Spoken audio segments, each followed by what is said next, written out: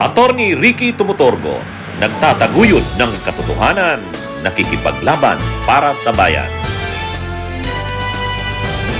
Itong nangyayari ngayon sa Senado at ang relasyon nito o kaugnayan sa impeachment ni Sara. Kung ating titingnan, kung akong tatanungin, itong mga nangyayari ngayon sa Senado, positive ito sa impeachment ni Sara. Positive dahil dati kasi yung mga kagrupo ni Sara yung kumukontrol ng Senado eh. Sila Marcoleta, sila Jaime Marcos, sila Cayetano, ay ngayon wala na. Iba na. Iba na ang namumuno ng Senado. Kaya ano ito? Mas yung nung una parang nakakasigurado na si Sara, no? Parang nakakasigurado na si Sara nung una na pabor sa kanya. Eh ngayon hindi na 'yan. Na-check na sila Cayetano. Talo na sila Cayetano sa Senado. Kaya yung lamang nila sa Senado biglang nabago. Nung napatalsik si Soto, tapos na-control nila ang liderato ng Senado, tuwang-tuwa si Sara at ang mga DDS. Puring-puri nila yung ginawa nila Cayetano at nila Marcoleta. Ngayon hindi na. Bagamat na pumapalag pa rin itong sila Cayetano, ayaw pa rin sumurrender, siya pa rin daw ang magpe-preside sa impeachment, pero hindi na yan, mahihirapan na siyang ipilit yan. Mahihirapan na siyang ipilit yung gusto niya na yan. Ano bang epekto nitong mga nangyayari sa Senado sa impeachment ni Sara? May positive yan, may negative. May positive, may negative, pero mas nakakalamang ang positive. Mas positive, mas lumalaki ngayon ang tsansa na mai-impeach si Sara. Mga kabunyog. Bakit? Bakit natin nasabi yan? Ito kasing mga nangyayaring ito sa Senado, may epekto ito eh. Halimbawa, ano na bang mangyayari kasi sa impeachment ni Sara? Ang impeachment ni Sara, okay, sa ngayon mga kabunyog, ang Senado ay ito ililinaw ko to marami kasi hindi nakakaunawan nito eh. Ang Senado sa ngayon ay naka-sine die adjournment. Ibig sabihin magbabalik sila ng regular session sa July na. Sa July na. So ibig bang sabihin sa July na yung impeachment? Hindi. Hindi. Yung kasing sinasabi nating session ng Senado, bilang legislative yun. Bilang legislative body. Yung paggawa ng batas. Wala na muna. Yung session sa paggawa ng batas, hindi na muna. Sa July na yan. Kasi naka-sine die adjournment sila. Mayroong mga committee hearings, pero yung plenary session, nagtapos na nung isang araw, nung June 3. Last na yon. Last na yon, yung June 3. So, ang balik na nila sa State of the Nation address na, July 27. Kaya, matagal, Matagal. So, ang ibig bang sabihin, dun lang magkakaroon ng impeachment? Hindi. Kasi, yung impeachment, hindi legislative work yan. Hindi yan trabaho ng Senado bilang lehislatibo. Yan ay non-legislative. Umaakto sila dyan bilang korte. Impeachment court. So hindi yan legislative work.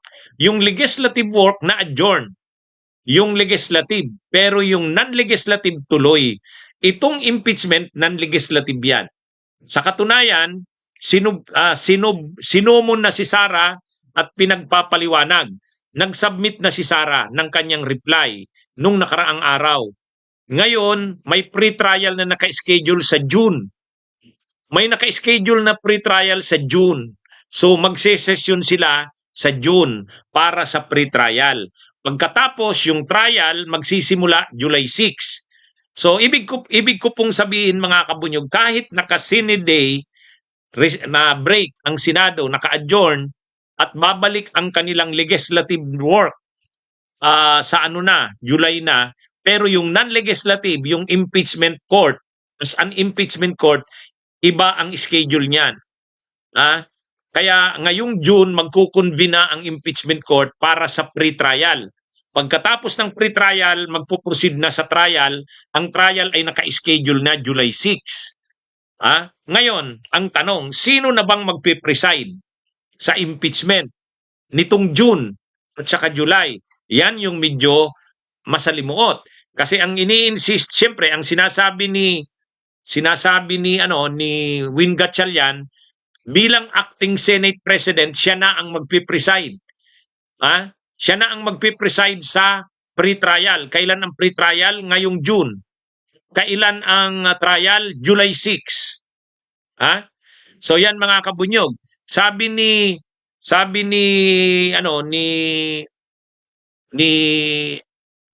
Win Gatchalian, siya ang acting Senate President. Kaya siya ang magpipreside. Pero ang sabi naman ni Cayetano, hindi. Siya daw ang magpipreside. Kaya ano ito mga kabunyog, mga kababayan, yan yung issue ngayon. So medyo problemado itong impeachment na ito kasi nag-aagawan yung dalawa eh. Magiging mainit na issue yan. Sino ba talaga ang dapat nakilalanin? Pero siyempre sa part ng mga prosecutors ng House, kanino sila magkukontak sa Senado? Hindi kay Alan Peter Cayetano, kay Win Gatchalian yan. Pero sigurado na, kukontrahin na naman yan nila Win Gatchalian at Marcoleta. Kaya medyo masalimuot ito. Kaya yung away na yan sa Senado, nagre-reflect yan ng away din sa impeachment. Nag-aagawan, sino bang magpipreside? Sabi ni Gatchalian siya, kasi siya na yung nasa liderato ng Senado ngayon. Sabi naman ni Cayetano siya, kasi siya pa rin ang Senate President. Pero, ang mangyayari dyan mga kabunyog, magulo. Kaya apektado itong apektado itong impeachment na ito. Kailangan talaga ma-resolve na ng Senado ang issue ng Senate presidency. Dapat talaga makakuha na ng 13 itong mga senador na kagrupo nila Gatchalian para matanggal na mapalitan na si Cayetano.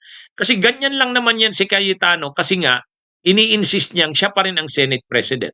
Pero kung may 13 na sila Gatchalian, wala na yan. Pwede nang magpalit ng President ng Senado.